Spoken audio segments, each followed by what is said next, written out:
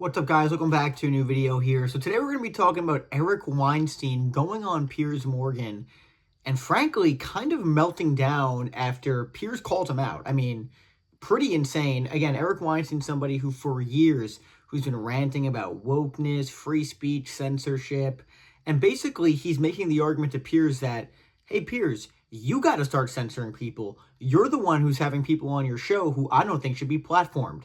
And you're wrong for that. And Piers is like, wait a second. I thought you, Eric Weinstein, are the person who for years has sort of rattled against this. But when it's someone you don't like or someone you don't think should be given a platform, it's all okay. And again, it comes from a very elitist perspective, in my opinion. Like, who is Eric Weinstein to decide who can Piers have on his platform? And I will say he makes a number of interesting points that I don't think are totally wrong about Piers Morgan and the Jerry Springerization of politics. It's totally ridiculous, okay? And we're going to show you the first clip, and we'll talk about it in just a second. Here's the first clip of Piers Morgan going after Eric Weinstein. Here's a clip, and we'll talk about it in a second. If I could just bring it back to this program. As you know, I very much enjoy doing this program, but principally I insist that it's you and me in one-on-one. And why is that? It's because this program also is normalizing the most insane voices. If you think about it, you're very capable of having a terrific one-on-one discussion, but you're also at the same time playing with people who are completely unhinged in a sort of Jerry Springerization of the discussion of our problems. Some of those people that you have on are revolutionaries. They're not actually normal guests. Who are you talking about? Revolutionary empathy, well, who are you talking about? I'm not going to get into it. Well, you got to give an example of what you're. You got to give an example, surely. I have no problem giving an example. I'm trying to tell you about what my issue is that they come to my house. They publish my address. What you're talking about is inviting people who have absolutely no regard for life, for family, for even normal politics. And what I'm trying to say is, we don't understand who we've opened the door to. If you look at all of those videos asking for Charlie Kirk reactions, do you imagine you're looking at thousands upon thousands of mental illness cases? No, you're looking at an ideology that you can't kill so easily. And in fact, I ran a poll recently on Twitter. Are there illiberal ideas that cannot be reversed by liberal measures alone?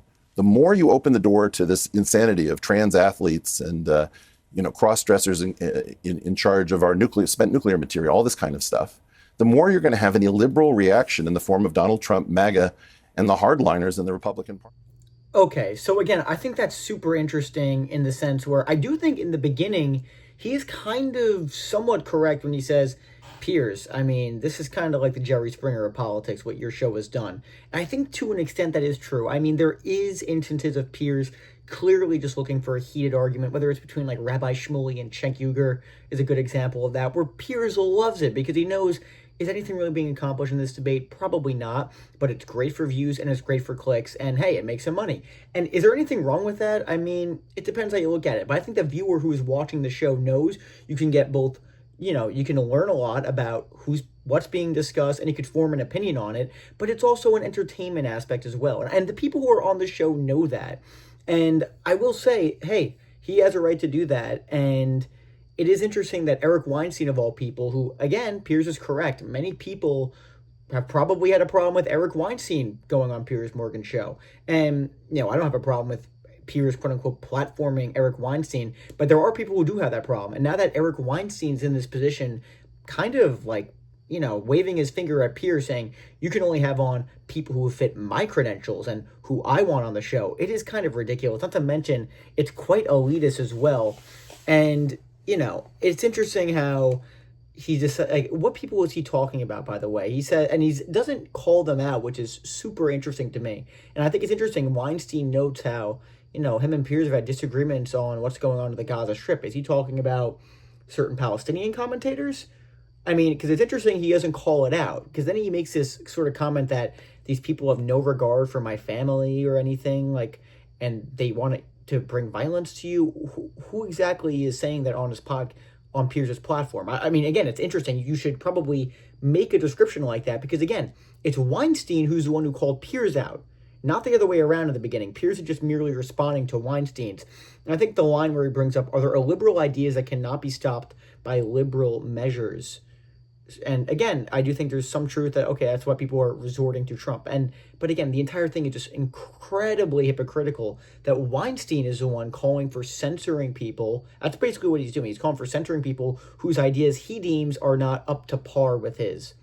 Ridiculous, obviously hypocritical. If you want to call for not, like, quote unquote platforming some people, that's okay. Okay, you can have that opinion. But coming from Eric Weinstein, a guy who's, again, champions himself as this free speech guy and waving a finger at Piers, it's utterly ridiculous. And it's so obvious to anyone viewing. And it really does, in my opinion, come from a very elitist perspective. So, okay, so we're going to show you the next clip too, where it gets even more heated of this. So we'll show you the second clip of this. By the way, guys, if you're enjoying the content, make sure to like and subscribe. It's super good for the algorithm, and it helps out the channel immensely. We just got to 2,000 subscribers, 3,000 to next, so let's try and get it there. And if you want to become a member, hit the join button below. Thanks for watching. Here's the second clip, and we'll talk about it in just a second. This characteristic and profile. In other words, what I'm telling you is we've got a country that is wall-to-wall stocked with high-powered rifles that allow very far shots to be made relatively easily.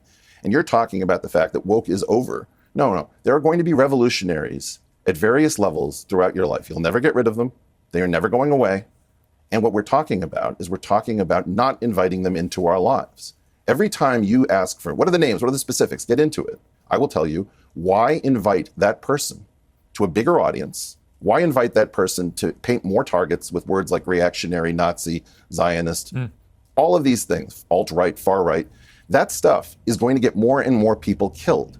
So I would prefer that we talk about this in general, which is anybody with wildly and radically shifted empathy. You'll see somebody smiling when they're trying to destroy another person's character. You know, you'll see a different shift in the basic notion of what makes someone happy. You'll see people who are far more concerned with people they've never met than their own family members or even their own life. If you want to think about this in a positive way, for example, you could remember the Abraham Lincoln Brigade that went to the Civil War involving Franco in Spain. Those were Americans who, for whatever reason, decided that they were so ideologically committed that they were willing to give their own lives in a foreign war that no one was drafting them to fight.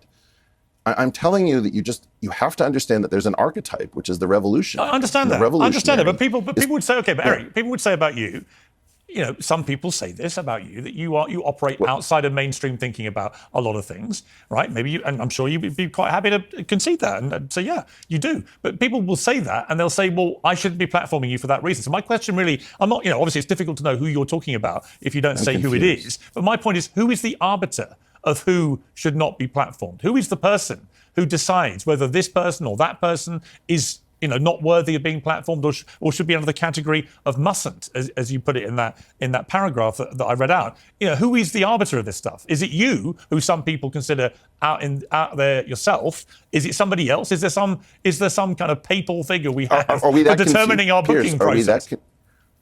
Piers, are we that confused? I mean, look, if somebody starts talking about the need to murder little children, let's say, you know, are we going to pretend that person is potentially as outrageous as somebody who talks about the fact that maybe our taxes need to be a little bit lower? No, let me give you an example. I have people on who are extremely Zionist, okay, in their thinking.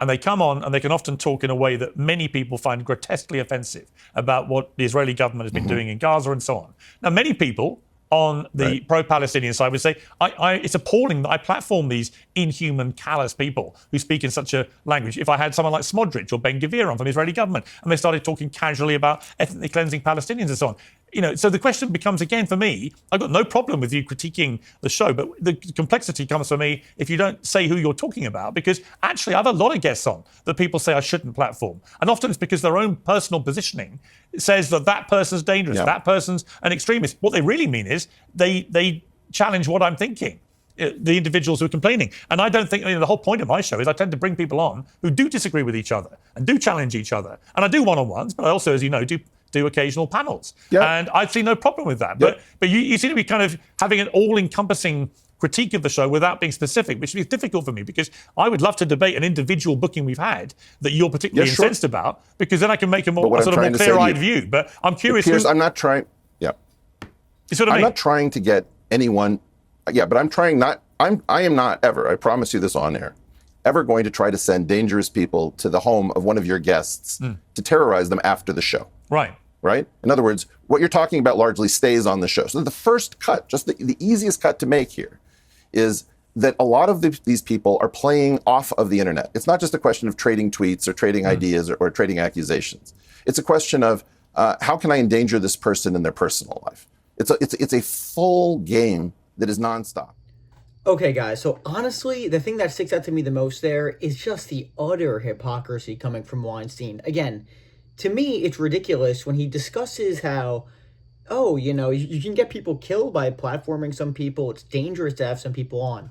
It is literally the exact same argument that people of Weinstein's ilk accuse the quote-unquote woke left of doing. This is exactly what he does. Again, he literally champions himself a person of free speech, a free speech guy. Does this sound anything like that? It's literally exactly what he is accusing the woke left of doing. To me, it seems like a bit of projection. Again, saying you can't platform someone because it could be violence. It's exactly what he's accusing the other side of doing, which is so, like, again, the idea that he can't see the hypocrisy or the irony of the entire thing is just ridiculous to me. And again, who decides who you can have on? Who is it? Is it Eric Weinstein? And Piers kind of throws a shot at him like, all right, so I'll give you some guess and you let me know who I can have on and who I can't have on. Okay, Eric? Again, are we confused? Because it's so much hypocrisy coming from Weinstein. Again, and it's interesting how Weinstein does not mention who he does. Because again, I do think there is somewhat portion of what he's saying that is correct. Piers does have guests on, let's be honest, where he likes to see them argue, and a lot of it isn't about having meaningful discussion. It's about for the entertainment purposes and getting clicks. And hey, Piers has every right to do that, okay? But the idea that he can't platform certain people because it's dangerous, okay, who are you discussing? It's interesting how he does not mention who, because it makes you wonder, maybe it's just certain topics Weinstein doesn't want discussed.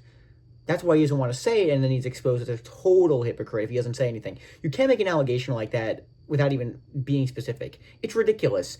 If you actually have that belief, then actually stand up for yourself and say what you believe. But he's not saying that, okay?